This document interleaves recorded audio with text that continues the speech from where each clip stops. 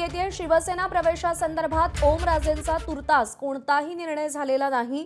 पवनराजे हत्याकांड प्रकरणाच्या निकालानंतर पुढची दिशा ते ठरवतील अशी माहिती सूत्रांनी दिली आहे। हत्येच्या निकालाची तारीख लांबल्यामुळे निंबाळकरांनी अद्याप कोणताही निर्णय घेतला नाही असं कळतंय। निंबाळकरांचा निर्णय कोर्टाच्या निकालावर अवलंबून असल्याचं सूत्र सांगतायत। काल पवनराजे निंबाळकर यांच्या हत्या प्रकरणाची सुनावणी सीबीआय कोर्टामध्ये झाली, पण निकाल देण्यासाठी कोर्टाने पुढची तारीख दिली।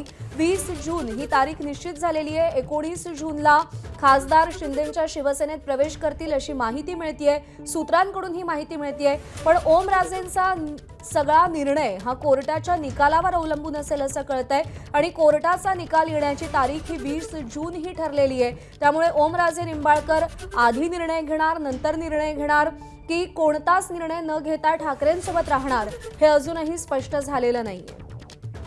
अप्पासाहेब शेळके आपले प्रतिनिधी आपल्याला अधिक अपडेट देतील। अप्पासाहेब, कोर्टाच्या निकालावर ओमराजेंचा निर्णय अवलंबून असल्याचं कळतंय। 19 जूनला शिवसेनेचा वर्धापन दिन आहे आणि 20 जूनला कोर्टाच्या निकालाची तारीख आहे। कसं जुळून येणार आहे हे सगळं? प्रज्ञा, खरे आपण पाहिलं तर ओमराजेंचा राजकीय जन्म जो झाला तो पवनराजे हत्याकांडानंतर झाला। वडिलांच्या हत्यानंतरच ओमराजे राजकीय जीवनामध्ये ऍक्टिव्ह झाले आणि गेल्या 20 वर्षांमध्ये या प्रकरणाचा निकाल लागलेला नाहीये। त्यामुळे ओमराजेंची जी पुढची राजकीय दिशा ठरवायची आहे त्याला हे प्रकरणाचा निकाल काय लागेल त्यावरच ते ठरवतील अशी विश्वसनीय सूत्रांची जी आहे ती माहिती आपल्याला मिळतीये।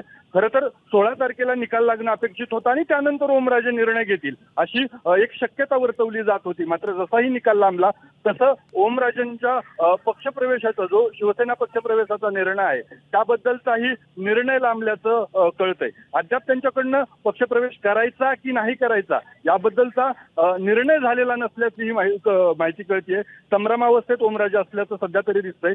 मात्र आता जरी बातम्या आपल्याला दिल्लीला ओमराजे गेल्याची जी चर्चा रंगताना पाहायला मिळते, मात्र ओमराजे स्वतः सातत्यानं स्पष्ट करतायत की आम्ही पुण्यामध्ये आहोत। मात्र दुसरीकडे ते माध्यमांच्या कॅमेऱ्यापासून मात्र स्वतःला दूर ठेवतायत आणि यामुळे हा संभ्रम आहे तो वाढलेला आहे। साहजिकच आहे त्यांच्या आयुष्यातला सर्वात महत्वाचा जो प्रकरण आहे, गोष्ट आहे, ते वडिलांच्या हत्याकांडाच्या निकालानंतरच ते पुढची दिशा ठरवणार असल्याची जी खात्रीलायक माहिती प्रज्ञा मिळतीये।